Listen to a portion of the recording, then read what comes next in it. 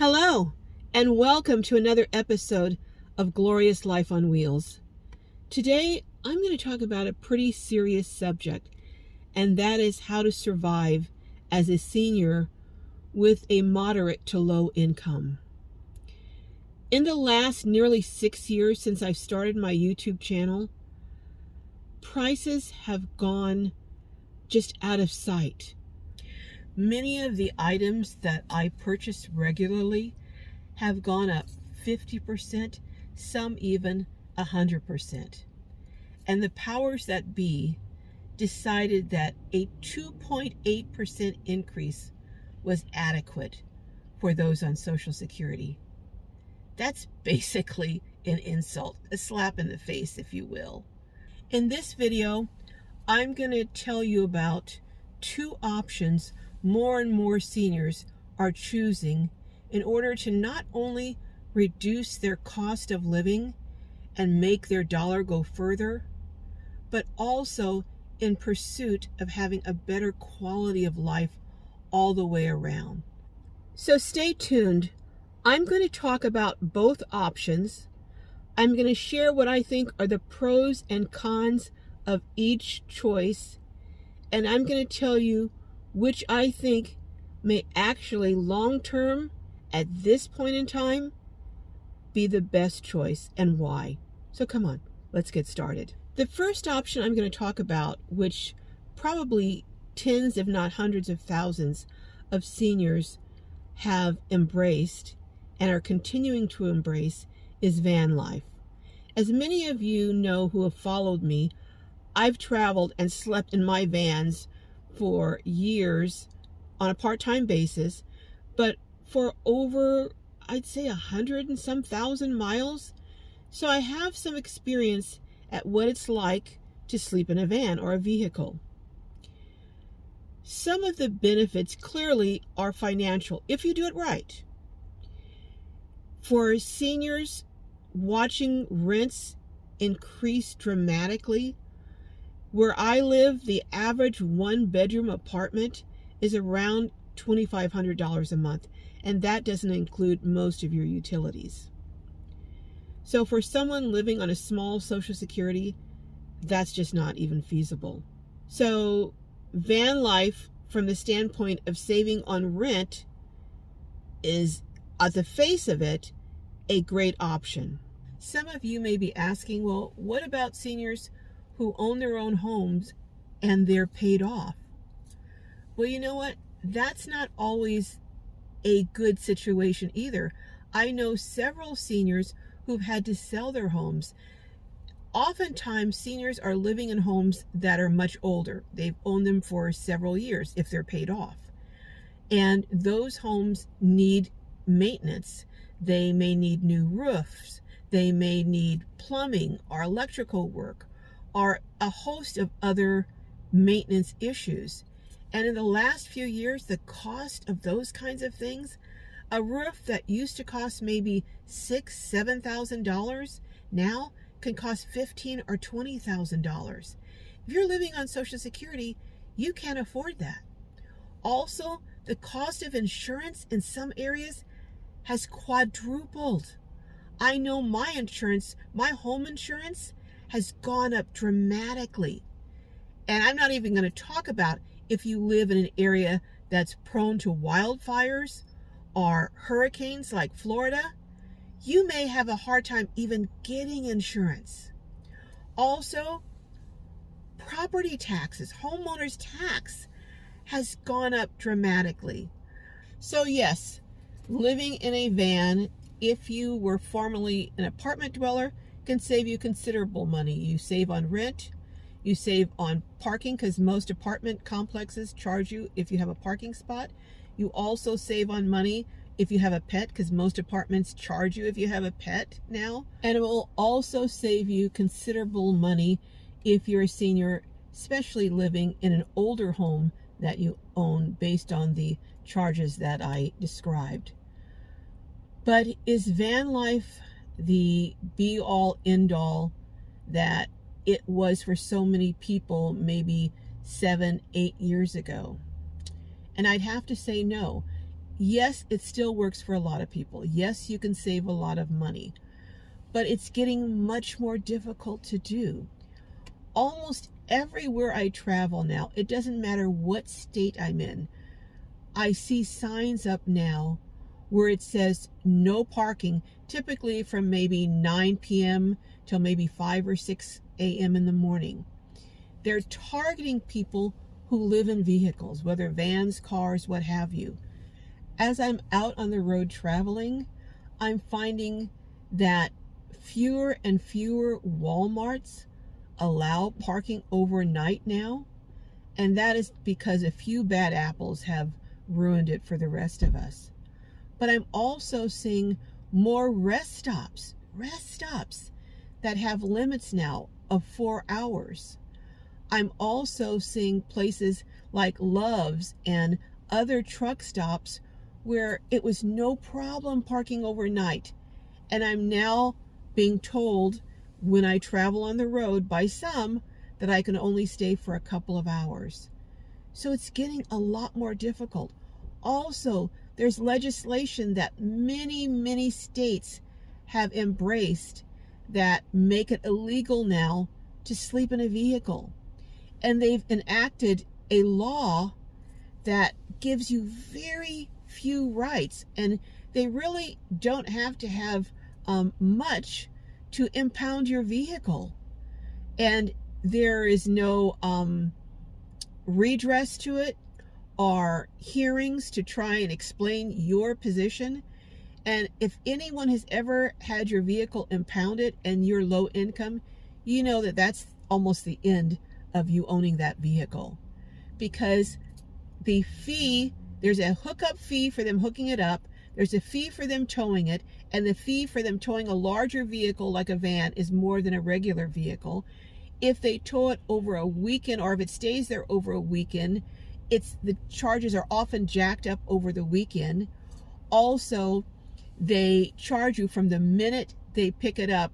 That day, you are charged an impound fee for that lot.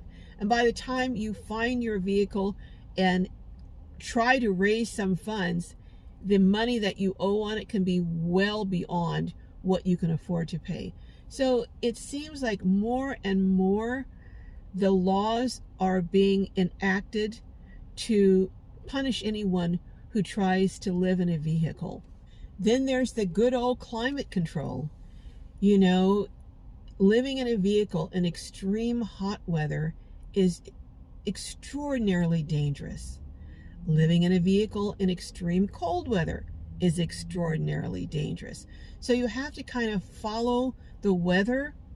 And if you have a job that's stationary, that can be a challenge. As we know, more and more seniors are having to work. There is no retirement for them. They will not be able to survive if they don't work at least part-time. So they may have to be in a stationary location, and finding somewhere to park is getting to be more and more difficult each year. Then, as we get older, we may not be able to drive. Our senses, our responses may not be as quick, may not be as alert. Our vision may become more impaired. We just, at some point in life, may not be able to drive. So then what do you do if your vehicle is your home and where you sleep, and you can't keep it parked in one spot because it'll get towed, and it's difficult to find other places to park it? So then what do you do? So I would have to say, for many seniors, living in a vehicle, a van, a car, what have you, is starting to become more of a challenge than the blessing that it used to be. So you ask, what is the second option that more and more seniors are choosing? Well, I'm glad you asked, and I'll tell you. It is moving out of the country to a less expensive country to live in. And the figures for seniors moving out of country is unbelievable. I couldn't get exact figures. One showed that In 2022, over 700,000 folks were receiving Social Security in foreign countries. Now, I don't know whether that meant those that had their checks deposited in foreign countries or all people, including people who had them deposited here and then had them transferred from the bank. I don't know. But I know that between the last quarter of 2024 and the first quarter of 2025, the number of seniors moving out of the country exploded. I mean, in just that short amount of time, it just went ballistic. One reason is a number of countries have opened their doors and are actively seeking retirees to move there. They've set up special retirement visas that give all kinds of discounts to retirees that move there. Some countries have also made it exceedingly easy to get a permanent visa to live in that country. In addition, in many countries where Americans are actually welcomed and treated well, the cost of living is so much lower. I've seen countries where you can rent an apartment for as low as $300. Also, the cost of utilities can be exceedingly low, maybe $20, $30 a month. Phone service is low. And in some of these countries, the infrastructure is really pretty good, where you have good internet. Also, some of the countries, the medical cost, doctor's visit here that would cost $200 or $300 there is maybe $30 or $40. The cost of food, at least food that's produced there. Now, imported food is much more expensive, but fruits and vegetables and meats that are produced there are a fraction of the cost. And guess what? Often it's more healthy because they don't use a lot of pesticides and chemicals on their foods. I mean, there are a number of reasons that seniors are embracing the idea of moving to other countries. And their dollar goes a whole lot, and I mean a whole lot further. I hear people talking about living like kings and queens on Social Security. Now, I'm not saying that's everywhere, but there are some places that they can live really a high quality of life with good medical care for a fraction of the cost, and they're jumping on it. In fact, as I shared in a video recently, or was it on one of my lives? I don't remember which it was, but I shared how I have decided to seek a permanent residency visa in another country. And I was going to wait to share the country with you, but stay tuned, because in an upcoming video, I'm going to tell you what country I have chosen to seek a permanent visa in. I'm going to tell you how it works in getting the visa and why I chose that specific country. So stay tuned. Now, I'm not going to live full time there, but I just want it as a backup, and I will spend some of the year there, just not all of the year. But stay tuned. And in an upcoming video, I'm going to tell you all about it and why I chose that particular country. If you're considering moving out of the country and have decided on a country or have narrowed it down to a couple, let me know in the comments. And if you are having problems or struggling financially and looking for alternatives as a senior, let me know that in the comments too, because I think many are in the same boat in that regards. Meanwhile, I love each and every one of you, and may your journeys be filled with joy and blessings, and may you find the solution that's best for you, that gives you the best quality of life that you can afford to live with dignity and respect.